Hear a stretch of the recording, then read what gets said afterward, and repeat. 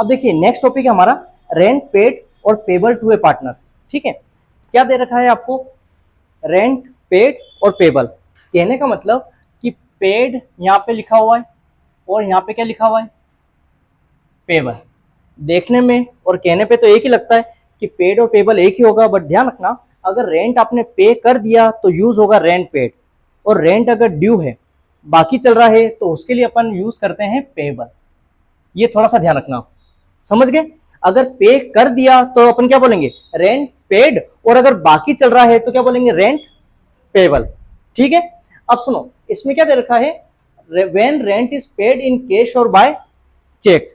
तो यहाँ पे क्या होगा कि जब रेंट का अपन क्या कर रहे हैं, पेमेंट कर रहे हैं, है ना। और एक और चीज ध्यान रखो, जब रेंट पेड और पेबल की बात होती है तो ये कौन सा कॉन्सेप्ट हो जाएगा हमारा, किसी पार्टनर की कोई पर्सनल प्रॉपर्टी है जो अपन यूज कर रहे हैं।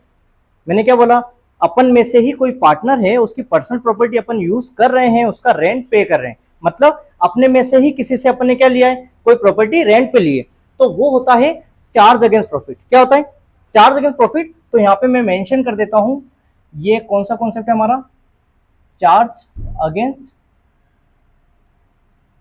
प्रॉफिट। आई बात समझ में। अब सुनो, रेंट इज पेड, अपन क्या है, एक फर्म है और फर्म ने क्या किया, कोई प्रॉपर्टी पार्टनर की रेंट पे ली, तो अपन को क्या करना होगा, रेंट पे करना है। तो जब रेंट पे करना है तो अपन क्या बोलेंगे, रेंट अकाउंट डेबिट। क्या बोला अपन ने, रेंट अकाउंट डेबिट, क्योंकि अपन पे कर रहे हैं और रेंट हमारे लिए क्या है, एक्सपेंस है। क्या है, रेंट एक्सपेंस है, तो रेंट अकाउंट डेबिट टू। अब पेमेंट जा रहा है, पेमेंट हो रहा है ना, पैसा जाएगा, तो पैसा जाएगा तो अगर कैश में आप दे रहे हैं तो टू कैश लिख दो, और अगर चेक के थ्रू दे रहे हैं तो बैंक लिख दो। आई बात समझ में। अब देख लो फर्स्ट एंट्री आपको दिखाई दे रही है, rent account debit to cash. यहां तक क्लियर है, ठीक है। अब नेक्स्ट समझना, अब इसमें क्या है, रेंट इज पेबल। पेबल मतलब ड्यू है। क्या है, ड्यू है। अगर पेमेंट अपन करते तो कैश और बैंक लिखते, अब पेमेंट अपन नहीं कर रहे हैं, अपन क्या कर रहे हैं, ड्यू शो कर रहे हैं कि ड्यू है, तो ड्यू है तो क्या है, रेंट ड्यू है, तो यहां पे अपन को क्या करना होगा, रेंट अकाउंट डेबिट। आई बात समझ में। अभी तक अपन ने रेंट का पेमेंट नहीं किया है, बट करना तो है ना। तो जब अपन रेंट का पेमेंट करेंगे, अभी नहीं किया है, तो अपन क्या बताएंगे, ये हमारी लाइबिलिटी। क्या है, लाइबिलिटी, क्योंकि अभी तक हमने पे नहीं की। तो अब लाइबिलिटी है तो लाइबिलिटी क्या होती है, क्रेडिट। तो यहां पे अपन लिख देंगे टू रेंट पेबल। आई बात समझ में, rent account debit to rent payable. Second entry दे रखी है आपकी बुक में, देखो क्या दे रखा है, rent account debit to rent payable. यहां तक क्लियर। अब सुनना इधर, अब यहाँ पे नेक्स्ट एंट्री, लास्ट वाली एंट्री, मैंने क्या बोला था, चार्ज करेंगे। क्या करेंगे, चार्ज करना है। तो यहाँ पे when rent account is transfer to PNL account, जब रेंट अकाउंट अपन ट्रांसफर कहां करेंगे, पीएनएल अकाउंट में। अब क्वेश्चन रेज क्या होता है कि सर पीएनएल अकाउंट में ट्रांसफर क्यों करें, ये है हमारा चार्ज अगेंस्ट प्रॉफिट, और चार्ज अगेंस्ट प्रॉफिट मतलब पीएनएल से चार्ज होगा, पीएनएल से होगा। तो अब अपन रेंट पे कर रहे हैं, तो एक बात बताओ, रेंट पे कर रहे हैं तो हमारा एक्सपेंस है या फिर इनकम है, एक्सपेंस है। एक्सपेंस है तो क्या होगा, डेबिट, पीएनएल के डेबिट में।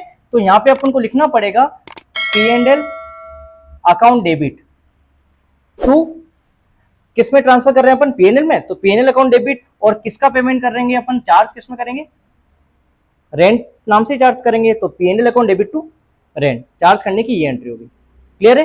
अब इसी के बेसिस पे क्वेश्चन है, इलस्ट्रेशन 7 देखना आपको। इसमें क्या लिखा हुआ है, Arun and Raman are partner with fix capital of ₹10 lakh and 3 lakh. फिर बोला है Raman has given his property on rent to the firm. Raman जो है अपनी पर्सनल प्रॉपर्टी वो किसको रेंट पे देता है, फर्म को। कब दे रहा है, 1 अप्रैल 2024।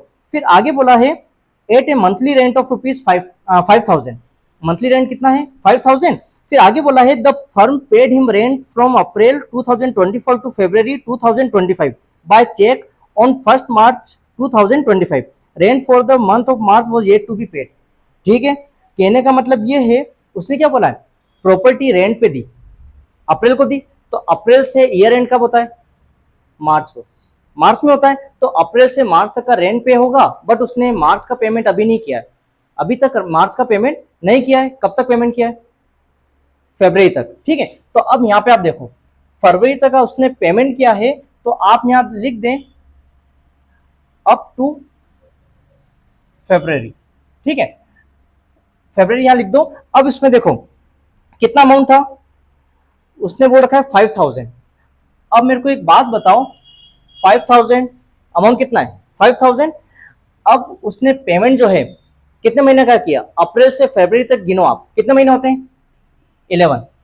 कितने मंथ होते हैं, 11 ही होते हैं, है ना, क्योंकि मार्च तक 12 मंथ हो रहे हैं। तो 5000 11 कितना होता है, 55,000। आई बात समझ में। तो पेमेंट जो उसने किया है वो कब किया है, 1 मार्च को। तो यहां पे आप मेंशन कर दो 2025 और 1 मार्च। अब पेमेंट जो करेगा वो क्या है, रेंट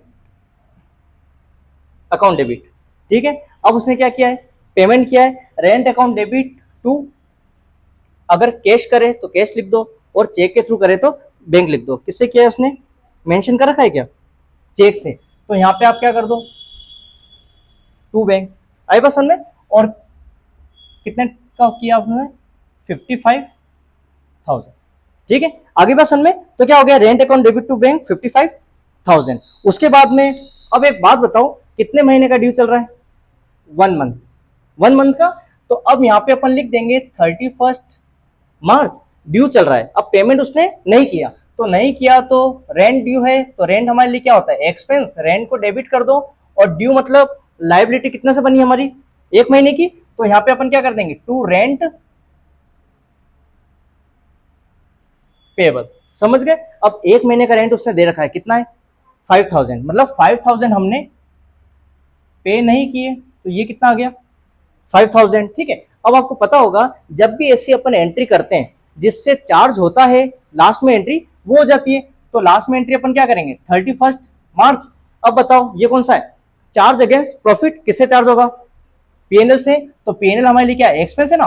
तो PNL account debit to rent. मैंने आपको क्या बोला था, चार्ज पूरे अमाउंट से होता है, ड्यू भी इसमें इंक्लूड होता है। तो यहाँ पे 55 + 5 कितना हो गया, 60,000। तो ये हमारी क्या होगी, चार्ज वाली एंट्री। आगे बात समझ में।